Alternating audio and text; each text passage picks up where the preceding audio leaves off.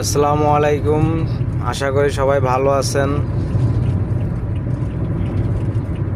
সকালবেলায় রওনা দিলাম বগুড়ার উদ্দেশ্যে। জিয়া উদ্যান আছি বর্তমানে। সকালবেলার ওয়েদারটা খুবই খুবই সুন্দর, খুবই ভালো লাগে সকালবেলার ওয়েদারটা। যারা ঘুমিয়ে থাকেন তারা তো হয়তো এই দৃশ্যগুলো দেখতে পান না। যারা 9টা-10টা পর্যন্ত ঘুমান তারা তো এই সুন্দর দৃশ্য দেখতে পারেন না।